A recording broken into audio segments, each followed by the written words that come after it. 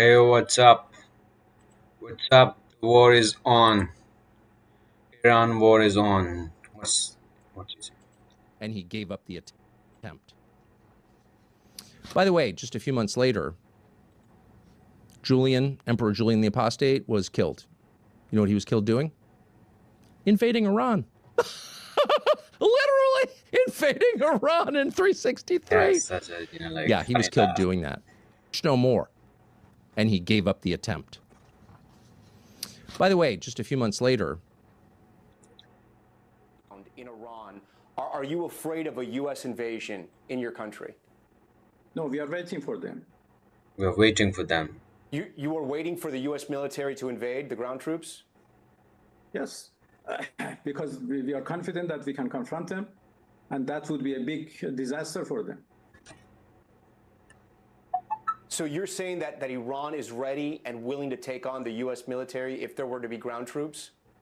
Well, we were ready for this war even more than the previous war. So you can see, the quality of our missiles, how much they are upgraded after the last war, because we learned lots of lessons. And we are prepared for any other eventuality, even, a ground invasion. So our soldiers are prepared for any scenario. When I said that we are waiting for them, it didn't mean that we are waiting for continuation of the war. No, but we have prepared ourselves to confront with any scenario, with any eventuality, any possibility, and we know that we can handle that. Are your allies Russia and China helping you? Well, they are supporting us politically and otherwise.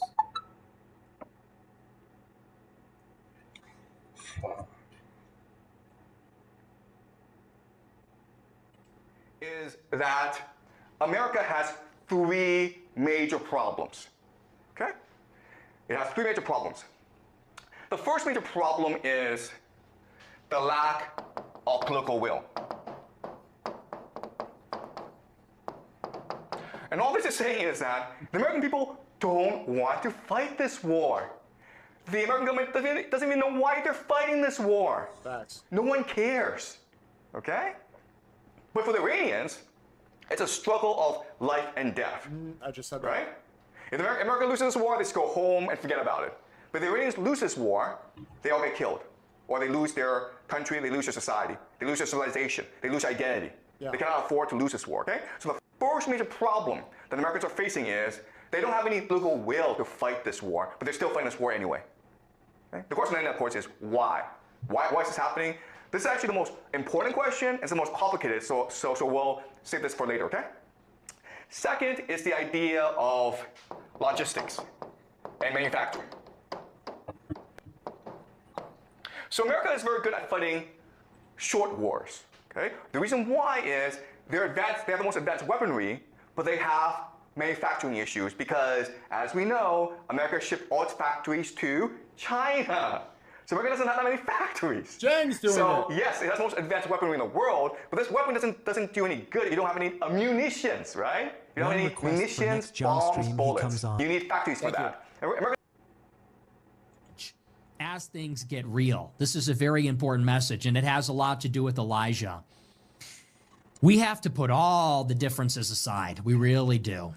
We have to put the differences aside, left and right, Republican, Democrat, Christian, Muslim, white, black, men, women. We have to put all that aside and stand against the occupation. Let me put it very simply in terms everybody can understand. Our country is under a hostile occupation. War. That's what it is.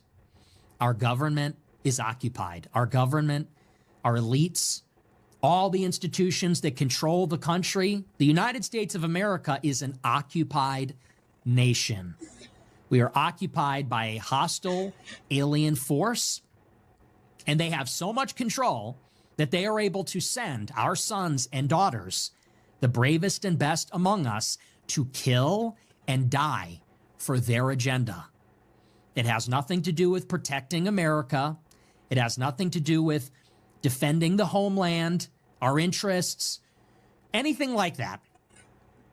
Our sons and daughters, the bravest and best among them that volunteer and take up arms, are being sent to kill and die, to take life and give up their own lives for the agenda of this hostile occupying force. Call it what you want. Israel, world Jewry, organized Jewry, a Jewish fifth column. That is what is happening. And I don't care what color you are. I don't care what party you vote for. I don't care if you hate every other one of my views. I am a Christian. I believe in Jesus Christ. I believe we are all created by God. And I believe that the ethos of our civilization is selfless love. I think it's time for all of us to unite. Every one of us to unite against this hostile force. If you are with me, against this unnecessary bloodshed, against this expansionist, wicked, ethnocentric agenda in Israel, murdering and killing and looting and hijacking and parasiting. If you're an American citizen, if you long to be free, independent, and sovereign as an American, then I am with you. And we all have to stand together, and I mean it. I mean it. Not a rhetorical trick. It's not a bit. I'm not rage baiting or anything like that. We all have to unite now. As Goyim, as Gentiles, as Americans, as Christians. Either as true believers or aspirationally, people that recognize the core of the Christian message, which is that we are all created beings. We all have natural rights. We all have dignity against this regime, which obviously rejects that, which would kill all of us to expand their empire, which would kill and assassinate and destroy anybody that stands in their way with no scruples and no remorse. That's the message. And I feel that now more than ever. And honest to God, we really need to see the light here. Pretty explicitly said that the timing of the operation was based on planning by Israel. He basically said, we knew that the Israelis were going to strike Iran, which meant Iran would strike back against our bases in the region, which means the U.S. had to preempt the response, I guess, and bomb the Iranians first. What did you make of that explanation? And then a lot of Democrats have looked at the Netanyahu regime and felt like, you know what, we don't like the trajectory he's on. It's time to rethink the U.S. relationship with Israel, especially military support. Well, where do you stand? Making that easy right now. Let's talk about that. So the first rationale was we've got to make sure that they're not armed a nuclear arm. But we, of course, that rationale I thought was resolved, meaning we had completely obliterated their sites. And so that was the first rationale. Then, okay, so, well, maybe that wasn't the case, but now it's about their missiles. And they can perhaps hit the United States. And then you realize, wait, that's a decade plus away, if that. So that's BS. Okay, then it's about their militias. It's about their proxy. Then it's no, it's about their Navy. And then it's no, it's in response to the likelihood that that Israel was going to, so we had to go in ourselves. And then you hear Hexet, God help us, his rationale or non-rationale. So this is Keystone Cops. But playing with real lives, with our reputation. But the issue of Bibi's interesting because he's got his own domestic issues. He's trying to stay out of jail. He's got an election coming up. He's potentially on the ropes. He's got folks, the hard line, that want to annex the West Bank. I mean, Freeman and others are talking about it appropriately, sort of an apartheid state.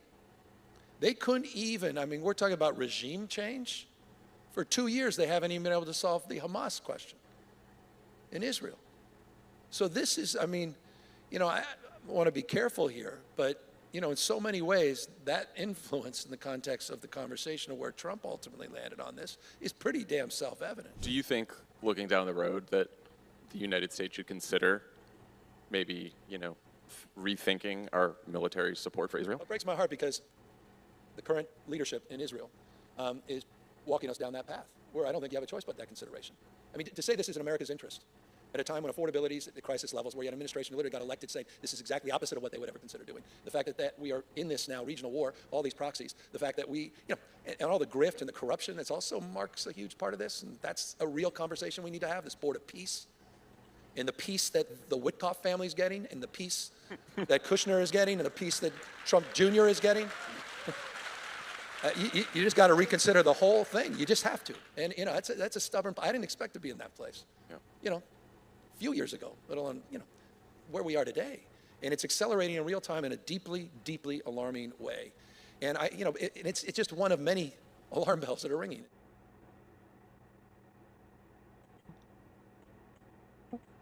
They don't follow the human rights. They follow their ideology. Right now, there is no internet, so it's blackout. It's a kind of articulate clip from a couple of years ago. This is from August of 2024 from an Israeli rabbi, Joseph Misrach. describing how Israel should take advantage of a then ongoing conflict with Iran, much less intense than the current conflict we're seeing with Iran, to destroy the Dome of the Rock and Al-Aqsa. Watch this. If it was up to me, the last time when they shot hundreds of missiles, I would pretend that one missile came from Iran and shoot it down. You know, then all the Arabs will go against Iran and it will be the end of the problems. You make them fight with each other, this bunch of lunatics. Never too late. You deal with a bunch of cowards. Shoot it down into the Dome of the Rock in Al-Aqsa. Destroy what's on what the Israelis call the Temple Mount on the foundation stone. Destroy it and blame the Iranians. And that has the effect, as you just heard him say, of turning our enemies against each other. Turning our enemies against each other. Although they've refused to recognize it for quite some time, the Europeans are the enemies, the mortal enemies of the Israelis. That's the Israeli perspective, obviously. Look at the effects. And so if that were to happen in this conflict, it's not the Israelis who would bear the brunt of it. It's the Europeans, it's the Canadians, it's the Australians, and it's us, and it's the Russians. 20% of Russia is Muslim.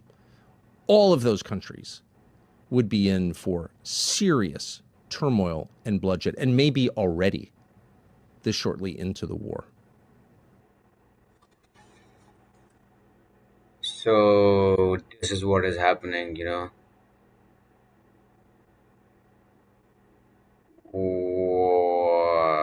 What's this? Trump shit. I think everything that's going on right now in the world is linked to Jeffrey Epstein. That's what I think. I think everything. I think everything. Trump shit. Everything. Everything. The people that are on the list would rather, like, if they had a choice, you want to go to jail for this shit as a pedophile, or would you rather have World War III? Would you rather have fucking civil war? Would you rather have a fake alien invasion where the world changes, like the whole world changes right away? Where would you go? Would you rather go to Guantanamo Bay? Would you rather go to prison? Or would you rather have World War III, Mad Max, alien invasion? That's what I think. World War III would save them. Alien invasion would save them. And a civil war will save them. So they want all that shit, dog. Anarchy. They want all that. They want complete chaos so they don't go to jail. That's what I think. I think... It's clear that we are run by secret societies. It's clear that the world is run by these individuals who have a lot of power. We don't know who they are, but they control the military. They control the national security apparatus. And these people, there are different names for these people. You can call them the Illuminati. And the Illuminati are composed of three major groups, okay? You have the Jesuits, who control the Vatican. You have the Septine Frankists, which control the modern state of Israel today. And you have the Freemasons, which control the national security apparatus of the United States. And they believe that Israel, this war in the Middle East, is key to the end times in creating heaven on earth. So it's almost like a script that they're following, even though it doesn't make any geopolitical sense. Okay, so I would say that these three are the best reasons why this is happening. Wow. Well, sir, I hope you come back. This was very informative, I think, for both of us. We deeply appreciate your time. Thank you. Wow. Wow. You see massive airstrikes. US is bombing underground missile facilities in Iran. The guy in the background says, I have only seen something like this in Call of Duty. Wow.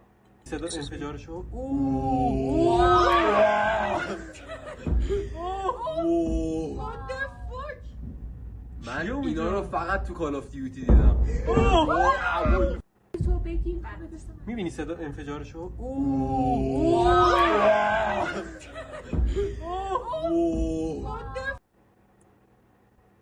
Work and the bridges not work in the United States? Why is infrastructure falling to pieces? Why are living standards stagnant or declining? It's because we spend trillions of dollars in war. Why is China advancing so rapidly, so effectively, why does the United States have not 1 mile of fast rail? China just completed its 50,000th kilometer, approximately 30,000 miles of fast rail. Because China doesn't go to war. The United States is in nonstop war. And United so States is this spending is money just on wars, adding and to the China is spending destruction money of on our country. infrastructure, and Ask China is why taking do over the the world. roads The not United work States and the is still bridges not work in making the those United silly States? mistakes Why of is starting infrastructure wars and endless falling wars in to far off pieces? areas. Why are living standards stagnant or declining? It's because we spend trillions of dollars. The US is spending a lot of money on starting wars and endless wars and fomenting civil strife in distant parts of the world, like Iran, and before Iran, we saw in Iraq and in Libya and in Afghanistan. And while the US is doing that, China is taking over the world. China is expanding its infrastructure. China is putting a lot of money in building high efficiency infrastructure for the future, like the high speed rail that Professor Sachs just referred to. So the US is making all the mistakes, China is making all the taking all the good steps, and China is taking over, and the US is being left behind, and people in the United States are realizing that. Very sad state of affairs. When we look back at this war, people will see it as a game-changing event for the region. There hasn't really been a precedent ever in history where the response out of Iran has involved as many countries as we're seeing today. We'll never be threatened by a nuclear-armed Iran. There are multiple political risks for Trump. It's arguably the most definitive decision and move that he has made since coming into office for the second time. With the big US military buildup that had occurred, there was an assumption that there would be some form of military action. One of the tenets of that America First policy was no new wars. And now he started a war. Everyone in this region, including the Gulf states, had underestimated the scale and the breadth of the Iranian response. The president campaigned as a candidate in 2024 as someone who upheld the America First policy. And it's important to note that he's started this war in the middle of what is an election year. The president decided that this was the window to do it and made very clear that he wanted to see what he called regime change. I think one of the biggest fears is the unintended consequences of pursuing a war without a clear objective. The biggest political thorn in his side, at least as far as his base has been concerned, is the Jeffrey Epstein files. But Iran has the potential to be high up on that list, potentially.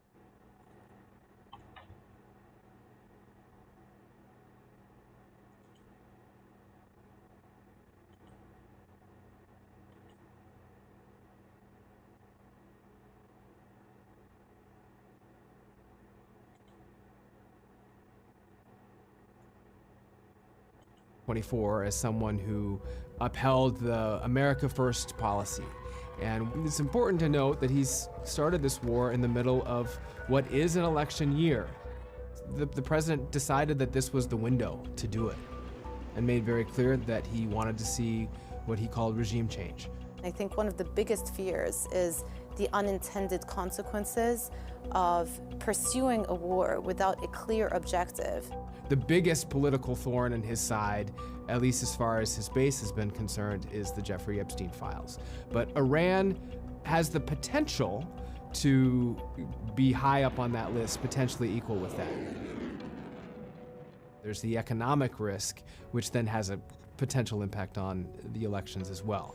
And that is, if the fallout from this war leads to higher oil prices, and that translates to higher gasoline prices, then that takes away a really, really important talking point for President Trump that will hurt his chances of maintaining Republican control of Congress.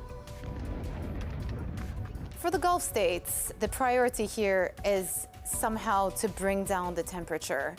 And perhaps the off-ramp could come from using their political personal leverage with President Trump. A lot of this is guessing, and at this point, there are no signs yet that the system is beginning to change on the ground within Iran.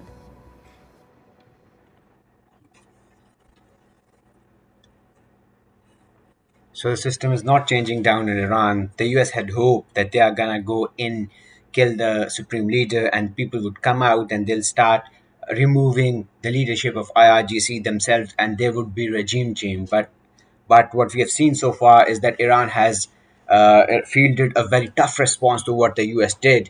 And they have fired a lot of missiles, they have fired a lot of drones, and they are still firing a lot of missiles, they are still firing a lot of drones on US bases in and around Middle East. We have seen that so many bases in Bahrain, in Qatar, in UAE, in Iraq, in Israel itself, in Turkey as well, in Cyprus. We have seen that attacks have happened as far away as Cyprus, although authorities have said that the attack on Cyprus, the Greek Cyprus, did not originate from Iran. So we have a lot of these attacks going on, and Iran is saying, as we just saw from that interview of Foreign Minister of Iran Abbas Araghchi. He said that we are waiting for the US to land its troops on the ground. We are waiting that the US makes this grave mistake of putting its troops on the ground so that we can, take care or we can give a befitting response to the US invasion. And tanker war is also underway. Iran announced that they have struck an oil tanker belonging to the US in the Persian Gulf. And yesterday we saw that the US had sank, they struck and sank an Iranian ship in the Indian Ocean that was returning from some naval exercises with India.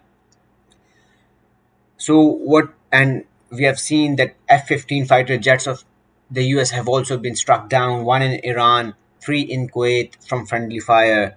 So the temperature is not going down. Iran is not backing off. Iran is still firing missiles and drones on the US assets in the region, on Israeli assets.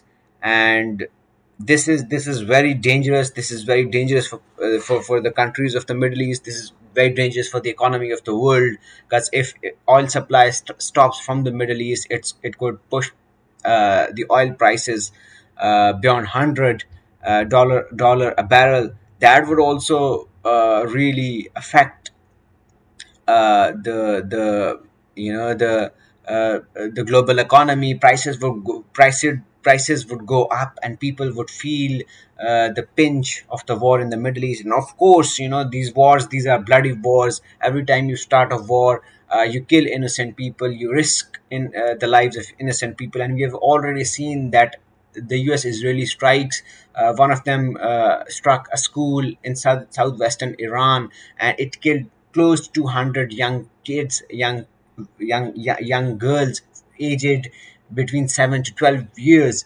So this is also a risk of the war. And this is what we are looking into. And there are a lot of things that are coming out, that some people are saying that, hey, it's a religious war, and it is preordained by God, and this is our responsibility to do it, to kill these Muslims and to kill these people in the Middle East and to take over these countries and to destroy their militaries, etc., etc. So this people are giving it a biblical connotation, that this is something that has been preordained by God. And when you bring religion into it, it becomes a religious war. And when it becomes a religious war, then the scope of the war expands, then intensity of the war expands, then the conflict of ideologies becomes more hardened, becomes more potent, and becomes more explosive. So if people are going to brand it as a religious war, if they are going to put it out as, hey, this is a Christianity and Judaism against Islam, or this is something like evil versus good versus evil, and right versus wrong, and this is some kind of biblical prophecies that are coming true, if you are going to do that, man, people are doing it, because we have seen reports that US military commanders, they told their subordinates that, hey, you're fighting the God's war, and this is something, this is like laying the groundwork for the coming of the Messiah and things like that. So when you have these things going on in the Middle East, then you know that you are sitting on a powder keg, and when it blows, it's gonna take everybody down. So things are not looking good. I hope everybody stays safe. For having kicked over this hornet's nest, because it is not going to end anytime soon. His belief is that once the war does end or settles down enough for us to say, hey, we're good, we're done, the Arabs are going to say, you're not building back in our countries anymore. So why would they? We didn't defend them. I mean, this is a reciprocal relationship. They're not doing this because they love us. They give us deals on billions, hundreds of billions in foreign investment in the United States, all this. But in exchange, we promised to protect them, and we didn't. That's right. And in fact, there's reports, and I think they're credible. In fact, the Saudi official was complaining about this 2 days ago. Basically, whatever air defense systems were in these Arab countries were sent over to Israel. Yeah. And they actually left our own bases and people vulnerable. Our own government did, to protect Israeli targets rather than to protect our men and women in uniform. Do you believe that's true? Do you believe the U.S. government prioritized Israel over our own troops? If you had asked me this a year or two ago, I would have said no way. But after seeing that Huckabee interview, by the way, bravo. After seeing that Huckabee interview, I can't imagine how we didn't do that. I mean, it is very clear the United States is being led around the nose right now by what should be its proxy. I mean, let's get it real. I mean, it should be, so they're the housekeeper. We're the homeowner. Like, what is this? I don't get it. No, I'm serious. I don't understand. I agree. So I do believe, we probably did. And the worst part here, one of the worst parts is, I have a colleague who's in the Gulf states, and he tells me, he sent me a picture of the warning he got from the State Department to get out. And to cut to the chase, it basically said, you're on your own to get out. Like, we're not doing flights. That's true. And meanwhile, I hear that until 24 hours ago, the British government was evacuating their people, no questions asked. So you mean to tell me that the sole superpower is picking a fight with this missile city that is Iran, and we're not even going to provide exfiltration for our people? That's not an empire. That's not a superpower. So you heard what he said, that there are reports, and I think that they are credible, that whatever air defense systems that were in place in US bases in the Arab countries, the US took those air defense systems and interceptors and all the assets that were supposed to protect US military bases and US personnel in the Middle East, and the US authorities, they took those assets to the Middle East, and leaving all the US personnel, all soldiers, all assets, all military bases in Arab countries vulnerable to Iranian drone attacks and missile attacks. And this is what Brandon is saying here in his conversation with Tucker Carlson. And our own government actually left our own bases and our own people vulnerable to protect Israel. So this is what is happening with the US military in the Middle East. Very sad, very sad. Very, very, very, very, very, very, very sad. Being shot down by air defenses. I mean, surely Iran cannot win a military war, and therefore has to go for some strategy in coming to a settlement. Iran will defeat the United States. Time will tell. And our drones that are being fired are very old drones. Our missiles that are being fired are very old missiles. They're very inexpensive. And Americans are using up very expensive air defense systems. The Iranians know exactly what they're doing. We haven't even begun using our latest technology, and most of Iran's underground bases have not even been used yet. They have not even been opened up for operation. The Iranians have been planning for this day ever since the invasion of Iraq. They knew that at some point the Epstein regime will go after Iranians, and therefore they've been preparing themselves for many years. We are fighting for our homeland and our sovereignty and our independence. What percentage of Iran's missile stocks remain? The vast majority. Because after last year's war, it was estimated that Iran had used up around 40% of its missiles. Are you saying that was replenished in the last few months? Those numbers were always fake. Those numbers are provided by the Israeli regime to the media in order to convince foolish Americans that war against Iran is simple. This war was supposed to end in a day or two. The 12-day war was supposed to bring Iran down like a house of cards. That failed, this failed, and now the United States will have to pay the price. And if the United States escalates, that will mean that the most sensitive region in the world, the Persian Gulf, where a quarter of the world's energy comes from, everything could be destroyed. And if that happens, it doesn't even matter if the Strait of Hormuz is open or closed, because there will be no oil or gas, and there will be no tankers. For Iran, this is a fight for survival. For the United States, this is a war of choice. Isn't the truth, though, that a lot of Iranian people want to see this government toppled? We saw tens of thousands taking to the streets just weeks ago, and many thousands of people were killed by the security forces. So public opinion is divided on this. Don't believe your propaganda. That's silly. Well, I've already had an interview. I've already spoken with your colleague. Though the people who were killed, 3,117 people were killed. Hundreds were police officers and people who were patrolling the streets as volunteers, and hundreds of others were ordinary people that were murdered by these militants and these terrorists who were using weapons to kill. In your country, if they kill a single police officer, there'll be outrage. Here, they killed hundreds, including the volunteers. So this was no peaceful protest. And you know quite well, because I know you follow these things. In Iran, on February the 12th, we had millions of people on the streets of Tehran and tens of millions across the country rallying against the rioters. And on February the 11th, on the 47th anniversary of the revolution, we had millions of people again on the streets of Tehran and tens of millions across the country. And as we're speaking, across the country, as we're speaking now, you have millions of people in the streets of Tehran under bombardment, and in other cities under bombardment, commemorating the martyr Ayatollah Khamenei. So, what about the competence, though, of your security apparatus? I mean, after the killing of the Ayatollah with so many senior figures, we have now seen that, again, the clerics have met in the Assembly of Experts building in Qom, and that has also been bombed. I mean, does it not strike you as very odd that senior Iranian figures are still meeting in known places where they can be targeted? No, no one was in that building. Why do you believe this nonsense? And senior military figures, except for in the office of the leader, a number of people who were killed, no one else was killed. And Ayatollah Khamenei said that I'm going to remain in my house because many people who are struggling cannot leave their homes. And I will stay here till the end because of these people. And he stayed, and he was martyred. So this is Professor Marandi, and he has a habit of taking the Western media and Western narrative builders to the cleaners. I don't know if you have seen his interview with the other journalist of Channel 4 News, and he was just like, taking her to the cleaners, and she was giving him all kinds of these stupid narratives and all kinds of these made up figures and, these kind of traps, silly semantic traps, setting up these traps for Marandi. And Marandi was like, tack, tack, tack, tack. Yeah. What is the Russians saying? Okay, let's see. What are the Russians saying?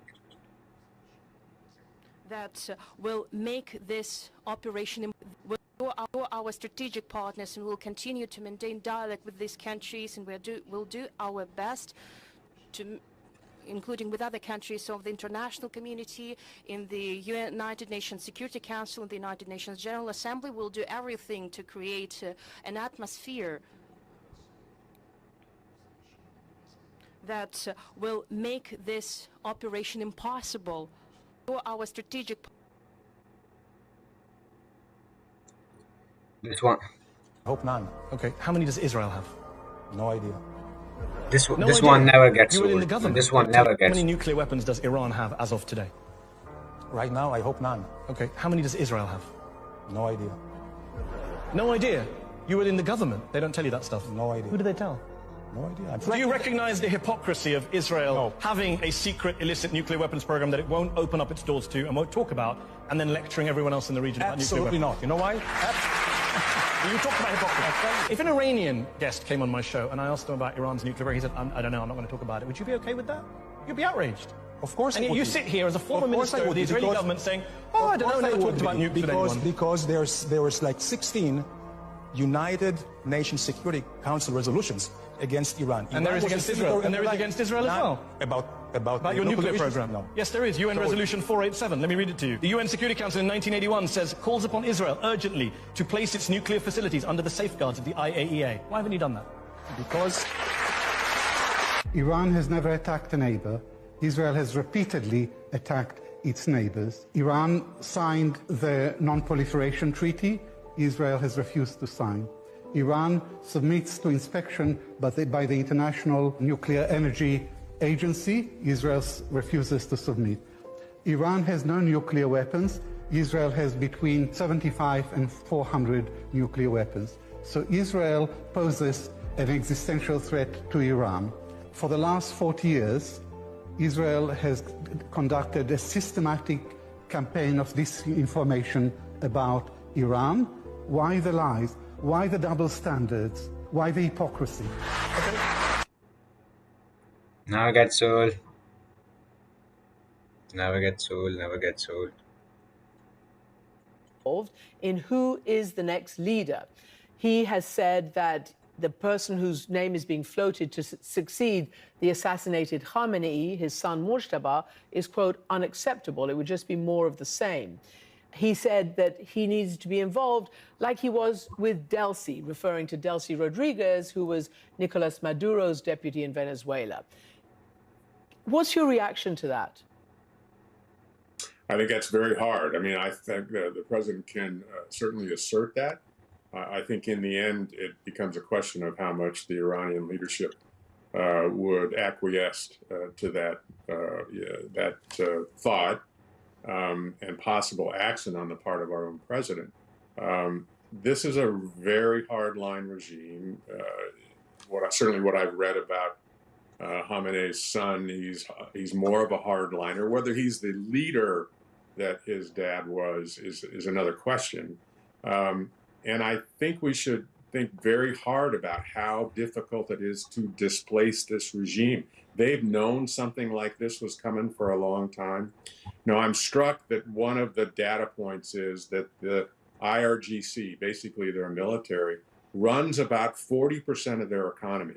So when we talk about changing regimes and changing out for the better, we're displacing everything that an awful lot of people in the regime stand for. And I think this war right now is a fight for Iran's survival, for the regime's survival.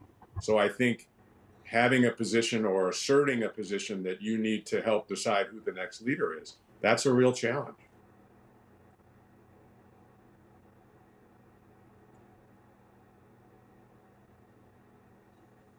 This whole idea of a CIA or the Israelis arming or helping Kurdish fighters launch an offensive into Iran. And Donald Trump said he would support that kind of offensive. I think it's wonderful if they want to do that. And he goes on to say that it's very early in the process of Iran picking a new leader. Khamenei's son is unacceptable and unlikely, he says. He said on oil and price rises, he said energy prices have not risen much at this point, is his argument there. He also says the Straits of Hormuz will be kept open.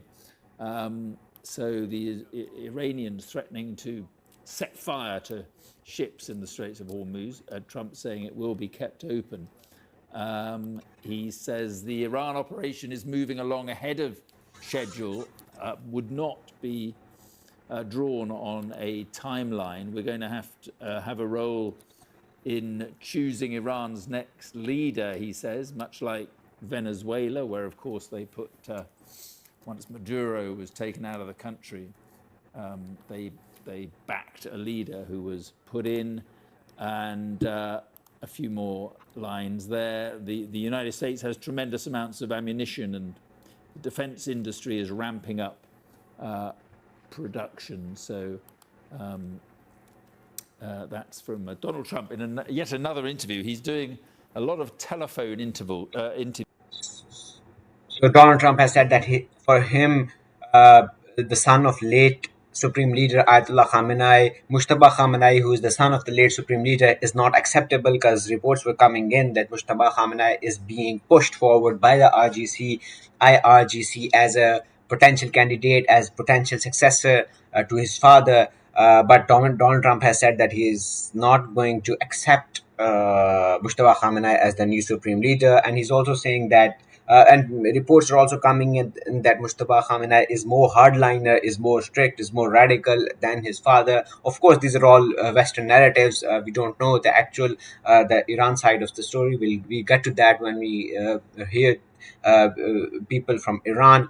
But this is what this Western media is saying. One, two, Donald Trump has also said that they are going to keep the Strait of Hormuz open, which is the potential, which is the very, very important, very strategic choke point for global oil supply, and Iran controls that. Iran has a lot of sway over that because Iran has all of those suicide boats that they are going to ram into the oil tankers, and they are going to blow those tankers up just to make sure that oil supply to all parts of the world is disrupted. This is going to push oil prices up, as Donald Trump has already said that oil prices have not risen so much that people were expecting. I mean, they've risen by like $10-15. I don't know what a oil price.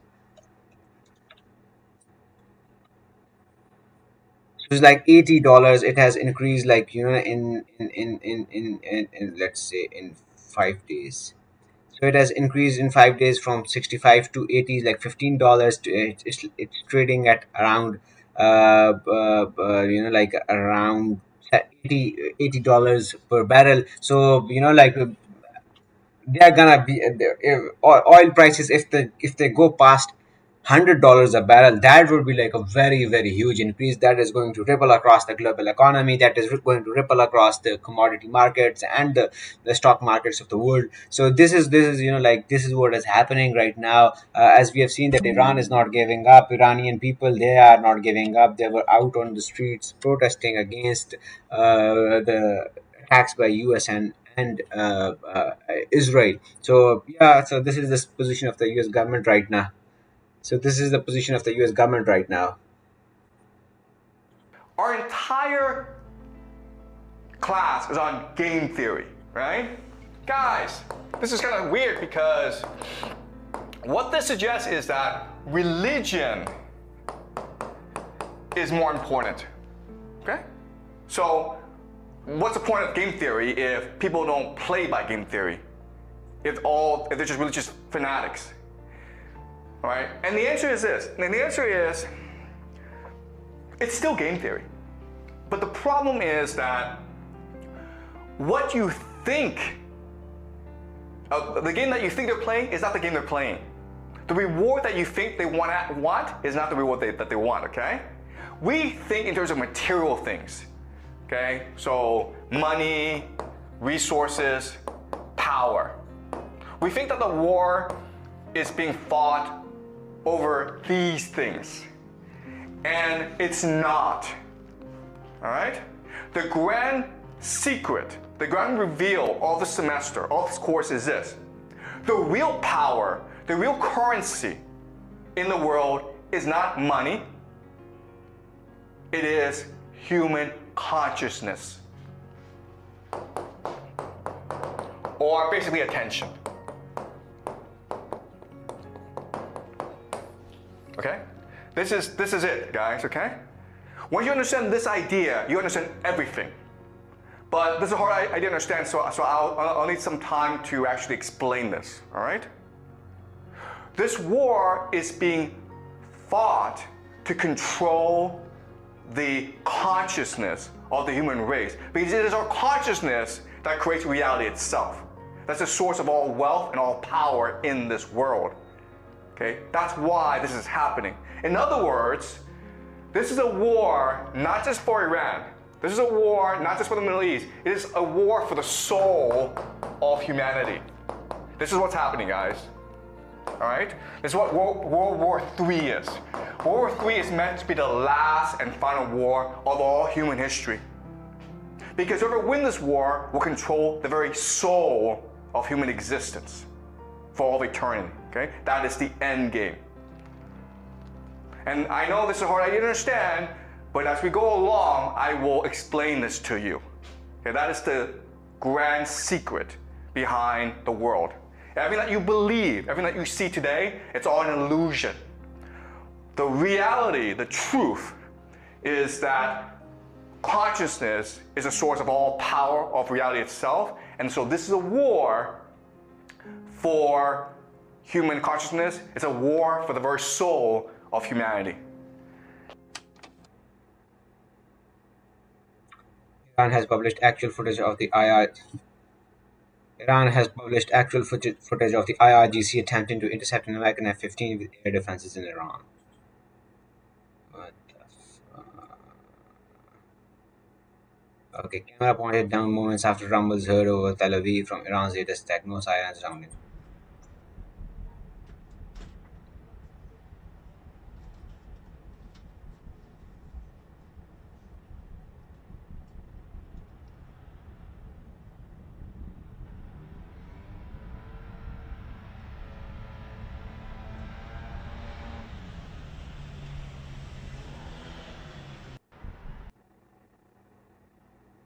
What is happening?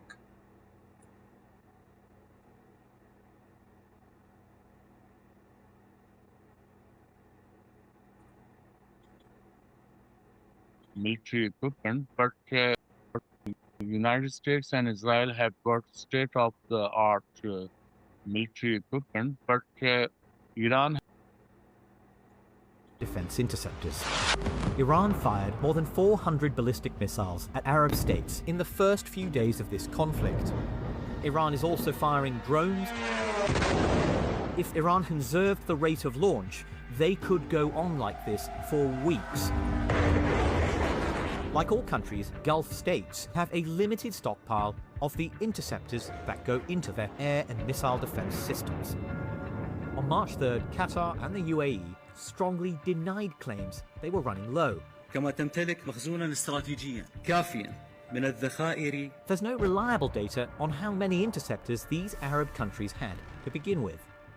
A crude estimate would suggest Arab countries might have burned through more than 800 air defense interceptors for their Patriot, THAAD and other systems in just a couple of days.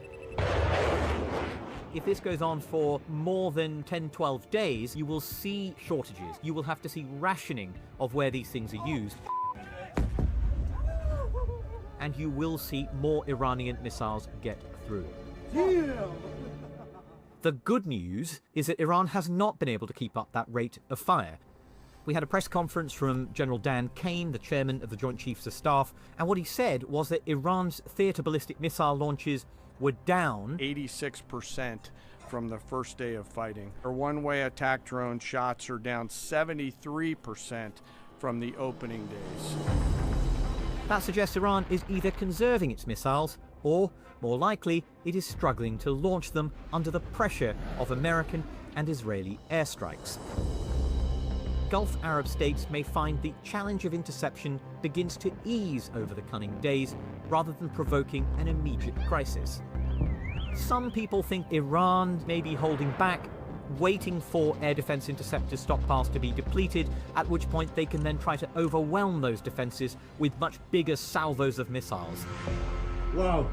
But my gut feeling is that Iran really is struggling to launch missiles.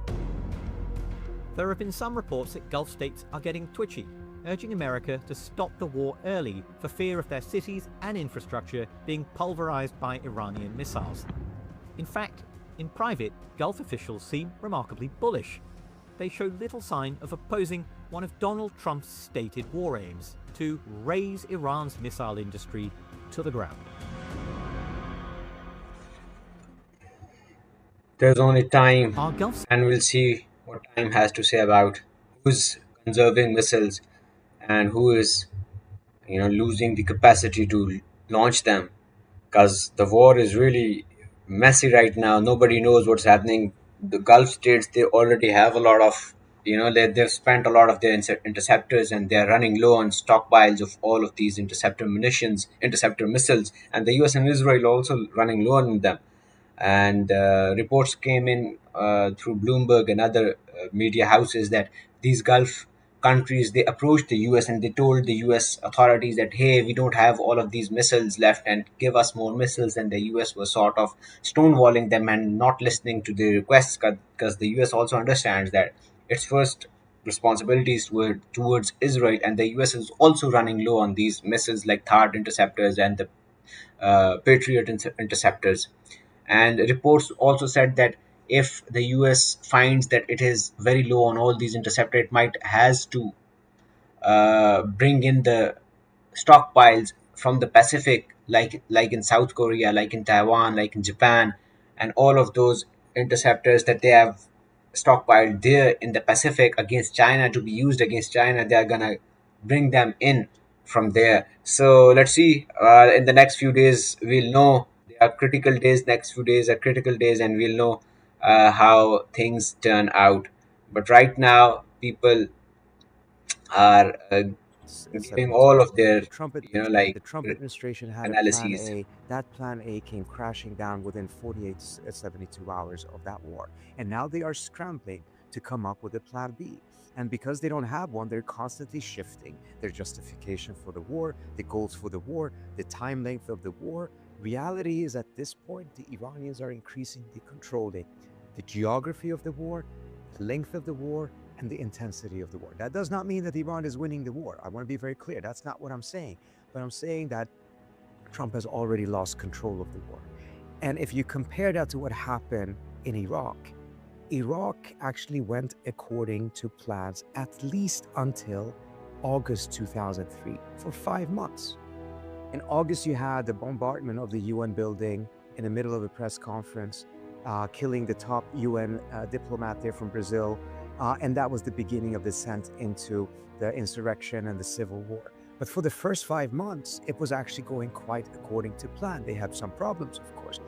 Here we have very clear evidence that the plan has already crashed, and they did not have a plan B, because at the end of the day, the whole premise of all of this was that Trump had been lulled into believing that the Iranians are much, much weaker than they actually were. That's the only reason why this war really started in the first place. The Israelis succeeded in convincing him of their weakness.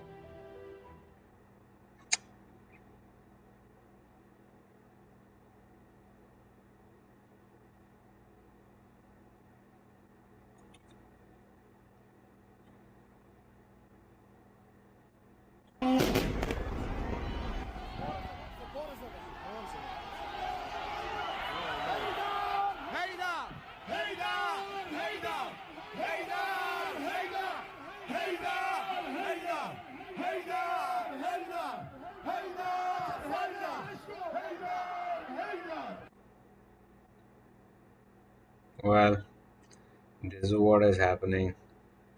Always clever and creative Russian pranksters have scored a direct hit again. This time, Reza Pahlavi fell into their trap. Good afternoon, dear Prince Pahlavi. So we're waiting for Adolf. No problem. We'll wait. Okay. How do you like Munich? It's cold and rainy, so I can't Oh. say it's the best of times. Oh, yes. Yes. Now, this is my, I think, 4th time in Munich in the last year. Oh. In 40s. That's very interesting. Good to Yes. know. Okay, let's start. Okay, what's she saying? Hey everyone, so there is a new piece of tech that every country in the world wants right now. And no, it is not the next iPhone. It's a drone. And it's not from Silicon Valley, it's from Iran. You heard that right. A recent Wall Street Journal report says the US, China, France, and the UK, they're all in a full-scale race to copy an Iranian drone called the Shahed 136. And get this, it's not a sleek, stealthy super drone. It's a small, simple, low-cost kamikaze drone designed for one job: to fly into its target and go boom.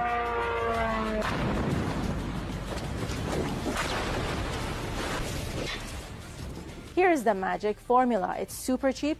We're talking like the price of a fancy car versus a multi-million-dollar fighter jet.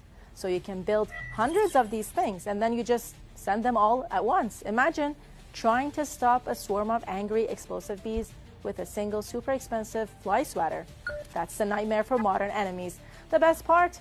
Even Donald Trump noticed. Yeah, back in May, he was talking about it. He said he asked US companies to build him one just like it. And they said, sure, that'll be like $41 million. The Iranian one costs about $40,000. So Trump's reaction was basically, hey, America, maybe we should learn from Iran on this one. So now everyone's building their own knockoff. Russia has the The US has the Arrowhead, Poland has the Plargonia. It's like the hottest trend in warfare, and Iran is the trendsetter. It just goes to show sometimes the biggest game changer isn't the fanciest tech. It's the smartest, cheapest, and most effective one. And that's why everyone wants a Shahed. Crazy, right? Let us know your thoughts in the comments. So this is the drone that we are talking about that Iran has right now in lots of numbers, and Iran is firing this drone in all sorts of on all sorts of targets in the Middle East, in Arab countries, on Israel, and it has a long range. It can carry like 7 to 10 kgs of payload of the explosive, and it is a kamikaze drone, meaning that it is a suicide drone. It goes in and like just finds its target, which is I think which is pre-programmed into it, and it just goes there on the coordinates, falls down, and just like you must have seen the videos. I've been sharing those videos on my channel as well. You can go and see them. So they just show, they just fall down on those targets, and then boom, and everything goes like in a ball of fire. So this is the drone that Russia has been firing on Ukraine, and Ukraine has also developed an interceptor to this drone, which, if I remember correctly, let me just Zelensky search Zelensky. So Zelensky said that the US wants these drones from.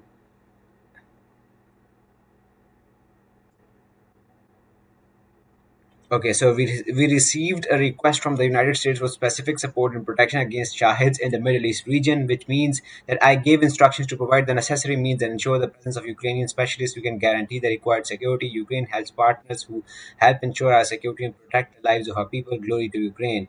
So what he's saying is that Ukraine has received a request from the United States to give United States the interceptors that can be used against these Shahed 136 drone, because Ukraine has been dealing with these for a very long time, for the past 3-4 years when the war has been going on in Russia, Ukraine. So he's saying that we are gonna help the US. So this is the killer drone that the Iranians are employing. IRGC claims footage shows moment any fighter jet intercepted.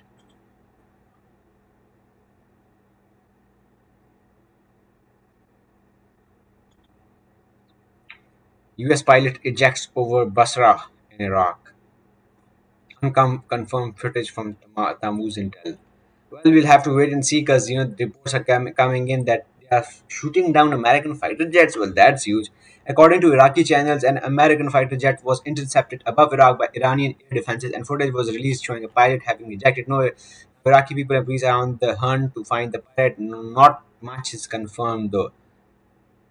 Okay, let's see the videos. So here's this man coming down.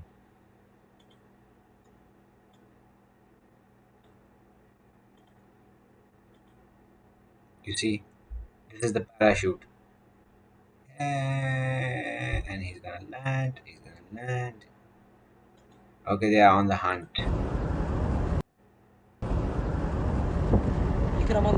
Wow, now this is clear. This is a clear view. Yeah. This is like like real time streaming of the war. Come on. What?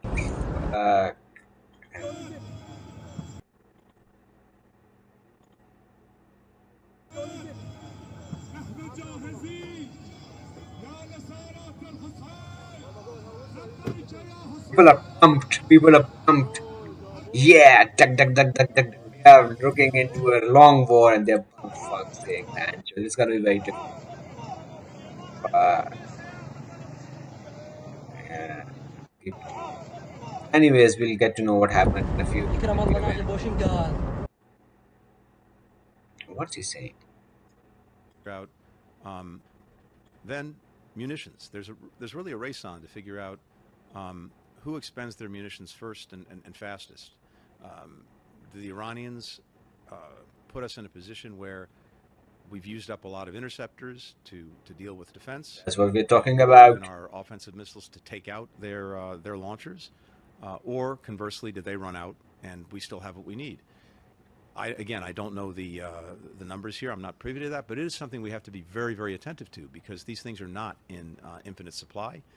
The production times are very long, And of course, we're also using in many cases, very expensive weapons to take down $20,000 drones. That's not a good equation if you keep that going over time. What I'm worried about, one of the things I'm worried about, and this gets to the second and third order consequences, is we so deplete our arsenal, and it takes a long time to rebuild it, that puts us in a disadvantageous position when it comes to, say, a China or a Russia. All of those things need to be factored in, and again, it's one of the reasons why if you're going to undertake something like this, you've got to make sure that you've factored all of that in. And again, it really should start with explaining to the American people why you're doing something, why it's necessary, why now. Then Nobody's explaining to the American people what is happening, because I saw those videos from the senators when they came out of that classified briefing, and they said that this war is illegal. Trump administration does not have any clear justification, clear reason, clear rationale for the war. It is just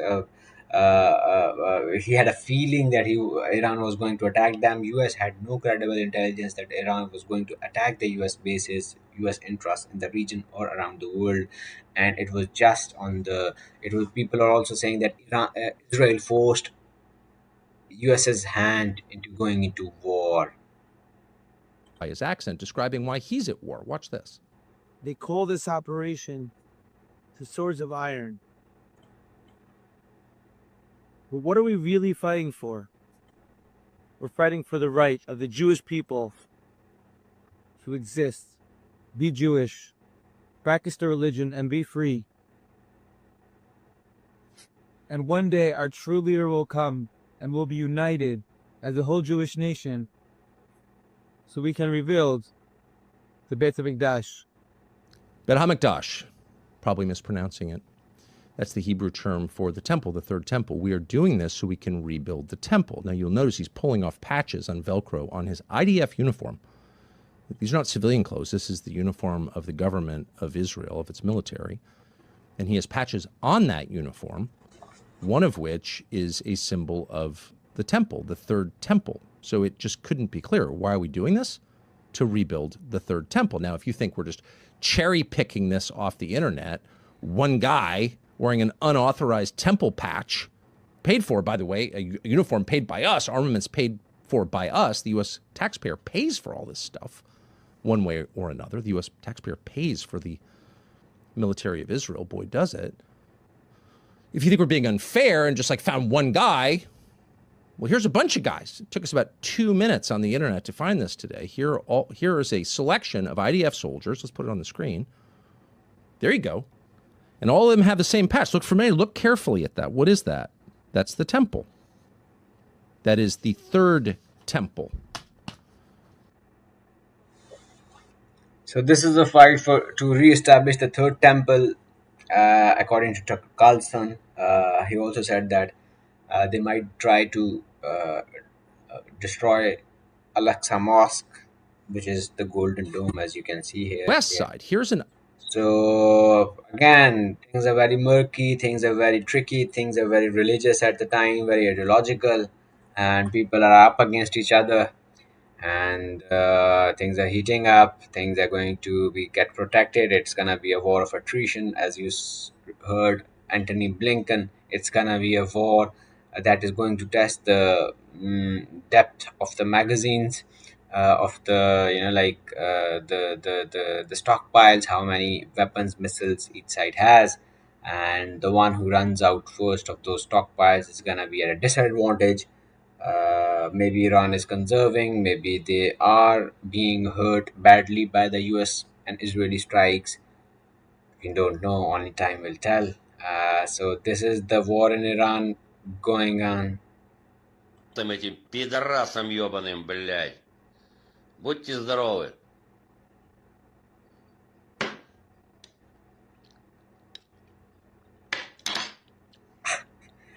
Победа будет за вами. I think this is a good video to end the stream. Have a good one. We'll come back with more.